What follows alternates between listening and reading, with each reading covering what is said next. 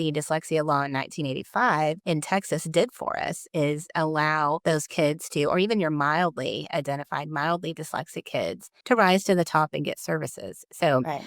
in some ways, we've stepped forward, and in some ways, I feel like we've stepped back. And you're smack in the middle of it. So, yeah. Yes. But you're doing what's best for the kids, and I think that we as educators are always trying to do what's best for the kids. Hello, everyone, and welcome to the Brighter Together podcast. My name is Janet Courtney, and my guest today is Cyndi Riggs.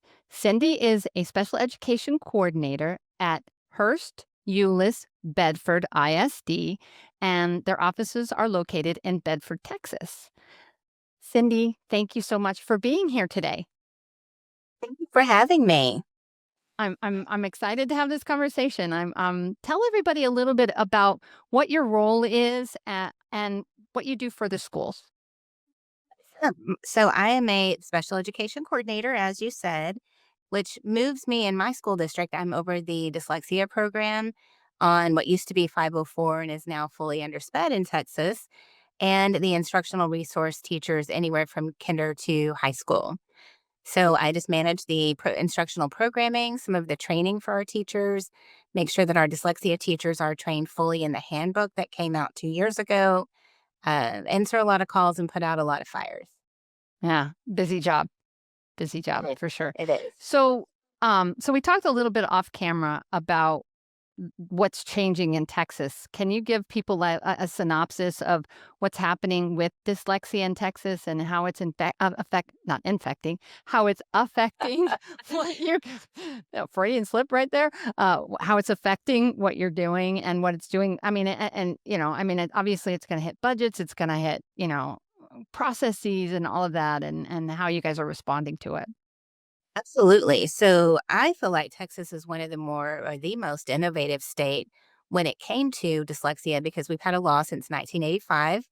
And that law puts services, identification and services under the general education side of things under the 504, Section 504 and Ed law. So there's been a fight in Texas about is it specially designed instruction and does it live under special education, or is it really a gen ed program that's more of like an RTI tier 2 support? Hmm. So I'm kind of a 504 sort of a girl. That's my history. And I Right. believe there are lots of kids who don't really need special education, and you could get them in and out of a program in about 2 years. So, and when I say us and them, I straddle both sides of the fence in my current job, but I do have some opinions about that dyslexia law and what it's done to us. So, about 2 years ago, the fight heated up, if you will, and they decided that the dyslexia in Texas is specially designed instruction, and they moved all of the programming under the umbrella. So, all of the laws, procedures, timelines, compliance, all those things. So, we ended up with about 20 therapists, licensed therapists, who don't know how to sped. So, the learning curve was Oh, wow. absolutely huge. So the last 2 years, I've had a lot of training, just learning like vocabulary, basic vocabulary. What are Mm. R's? What are IEPs? What's a PLAF? Texas, we call present levels of academic and functional performance. So you have that, you have goals. How do you track the goals? It's very different than what we've done Oh, in yeah. the therapy side Mhm. of things. Yeah, yeah. Yeah, because you have to document everything. You have to make sure you document. Yeah, it's a little bit different than teachers in the classroom. Because can you imagine if you had to document every single child in your class? Right. Oh, Right. Yeah, no way. for Yeah, sure. So yeah. they've had to learn. I mean, really, even just what's your role in an art?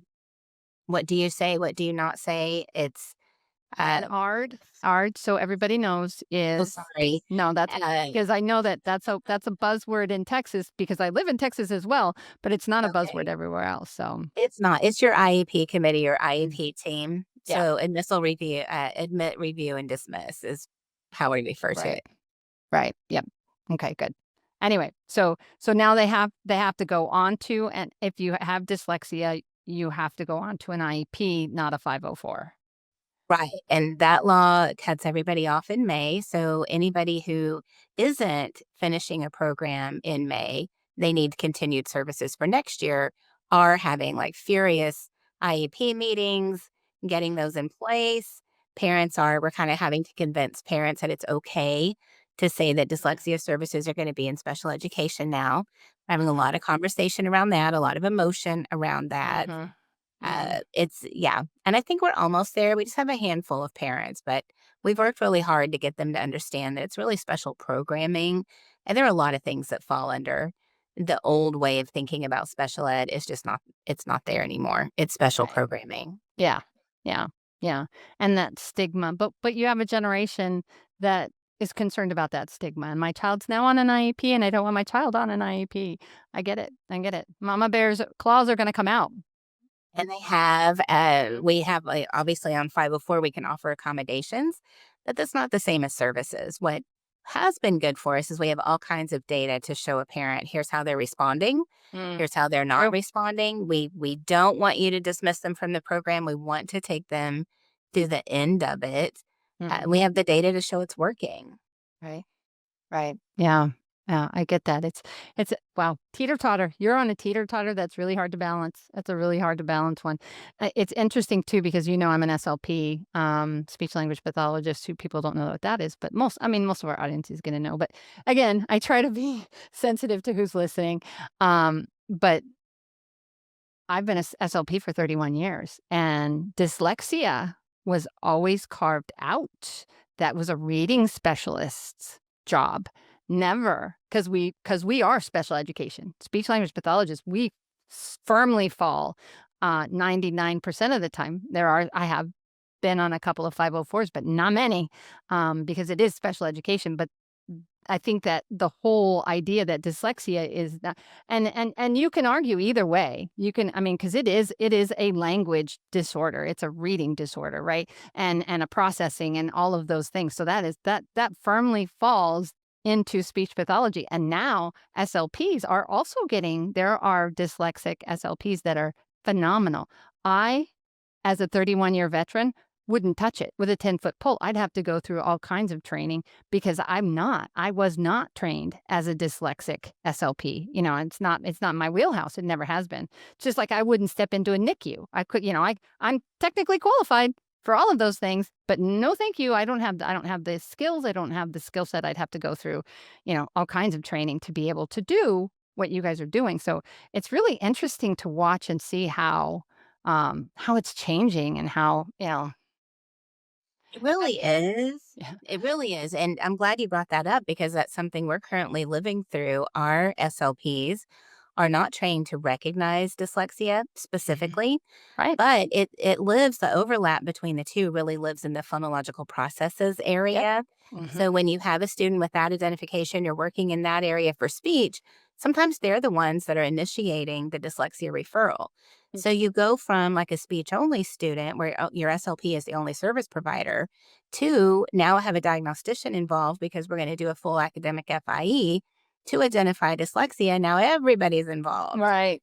And then you have the two options of, are you going to serve with the resource setting, or are you going to serve with, we call them certified academic language therapists. So for short, Right. they're CALTs, or in Texas, you can also get a state license called an LDT, or licensed dyslexia therapist. So I refer to my team that used to be gen ed as CALTs. They're the therapists. So Okay. we have two pathways still for serving, but not necessarily for identifying and where they're getting their services, i.e., SPED versus gen ed. Wow. Yeah. And it's messy and it's murky and thank goodness that you have SLPs that are recognizing it. That's a good thing. But I think that our profession, and I'm not trying to trash speech pathologists. I am one and I love what I do. Um, but I think it was a path that we turned the wrong direction on it. For me, because I don't feel qualified. I do know phonological processes, and we know as therapists that if a child has an articulation delay, it's going to affect their reading. And same thing, if you have an issue with reading, it's going to affect your learning and how you process information. We know this. So it always was a mystery to me because obviously it was something that happened way before. But, I mean, you go back to the 60s and the 70s when there were speech therapists. I had speech therapy as a child and I was a product of the 70s, but it was articulation. That was the only thing that speech therapists did because it was speech. And then, over the next couple of decades, we definitely stepped into language, and we stepped into the medical field and swallowing and those kinds of things. Anything from the chest up, brain, breathing, all of it, it's all related. I've worked on tracheostomy and ventilator units. I mean, it just is all, but, again, you have to have special training for each one of those. So, but somewhere in that process, this was definitely something that was carved out because it is a reading disorder as well. And because, but it's like anything else, you talk about OTs and cognition and speech, and OTs go together in that way. And then you talk about OTs and PTs, and is it fine motor, gross motor, is it upper body, lower body? As long as we are educators that are striving to serve those kids, I think that, but it still makes it hard, right? Does. I completely agree with that because you get into with dyslexia, you can have oral language deficits. So, which came first, as you were kind of referencing, is are they Mhm. having reading and spelling difficulties because they don't have intact oral language? Or do they have dyslexia, which is impacting oral language, like, chicken and the egg kind of thing? Mhm. And then there's a big debate, big debate about can it be SLD in basic reading? Or is it dyslexia, or are the two the same thing? So I kind of feel like they are different things, but Mhm. even within my own district, there is some opinion that basic reading and dyslexia are the exact same thing, and you can't differentiate. And to me, it comes down to is there intact oral language or not. So Mhm. when you're debating at this level, to me, it says that our understanding of dyslexia across my district has really advanced because we're debating not minutia, but like we're down in the weeds Yeah, where very other far. people are Yeah. still trying to figure out how do you get your dyslexia therapist under the SPED umbrella. And So how I feel many like we've poor come a long children. way, Yeah, right? that's Yes. fantastic, but how many kids have never even been diagnosed and they had this, I mean, how many times have you heard that this famous person had dyslexia and nobody ever knew? I'm just, that's my generation because we weren't, and there are pockets, and now it has become mainstream, and we wonder why our utilization is going up because we're identifying, but then we're relabeling and putting it into, and now you have, now it's going to also increase your utilization for therapy services, not therapy service, special education services. I mean, that definitely will change it too. Absolutely, and the flip side of that is kids not getting served under 504. Like, there's a thing called, twice exceptionality, and you can be gifted and dyslexic at the same time. Yes, you can. Well, if you're coming from the SPED world, you're looking at that second prong of is there a need for specially designed instruction? So our historically trained diagnosticians coming from the lens that they do Hmm. don't see a student who's on grade level as needing SDI. Right. Well, your dyslexia therapists are like, but all the markers are there, all the indicators are there. This student needs dyslexia programming. So that has been my biggest fear about moving dyslexia under SPED in the first place are our Mhm. 2E populations that won't be served. And to me, that's what the dyslexia law in 1985 in Texas did for us is allow those kids to, or even your mildly identified, mildly dyslexic kids to rise to the top and get services. So Right. in some ways we've stepped forward and in some ways I feel like we've stepped back. Yeah, yeah, and you're smack in the middle of it, so, yeah, Yes. but you're doing what's best for the kids, and that's the, and I think that, we as educators are always trying to do what's best for the kids, and there are so many pieces to that puzzle. We are in a position where it's about taking care of the kids, and we're trying, and you're trying, and everybody that is in education, nobody goes into this thinking, "I don't care about the kids. I'm just here to get a paycheck." Nobody does that. This is a servant field. So, Isn't everybody? So now that I'm over, I told you both sides of the fence. So I have instructional resource um, teachers who are not therapists that are having to learn how do you track back for reading, like typically, okay, I have a deficit in reading comprehension. So, what's causing that? Is it fluency? And what's causing the fluency problem? Is it word reading? So, how far down in skills do I need to go to start remediating the reading process? And just because you're in a resource setting in special education doesn't mean that you are super knowledgeable in how to teach Mhm. the foundations of reading. So we've had an opportunity to kind of cross train where our resource teachers are working with our therapists on how to do SPED. And then our therapists are working with our resource teachers on how to deliver services. And And everybody wins. identify, right? Yeah. It's a win win. Yes. Mhm. Wow, Been that's awesome. painful, but I feel like we've really grown our district and the services we can offer our Mhm. kids. That's fantastic. I know we have a couple of SLPs that are just fabulous in this area. And, I wish I could say I was, but I'm not. And but again, it's just being a professional. And if I'm gonna step into something, I'm not gonna do it halfway, right? We're gonna Right. do it right. And that's what you're doing. You're figuring out and there's a cost to that, and we know there's a cost to that. And it doesn't just affect the children, it doesn't just affect the teachers. The repercussion, there's a ripple that goes out from there, and everybody's got to adjust to the changes, good or bad. They're there, and we have to deal with them. And that's life, though, right? That's just life is about change. So, About that. One of the things that I absolutely love that the 2024 handbook addresses in Texas, the dyslexia programs are governed by a state handbook, which is our law. And they updated it when they moved the program under SPED. They required two things happened. So, as you said, it was sort of a carved out, different type of a thing. So, your dyslexia specialists were doing all of the identification and testing. And then when it moved, they're like, okay, everybody's got to have an FIE. So, then the diagnosticians or your school psychs or whoever does that for you took over all of the testing and told the dyslexia people to butt out.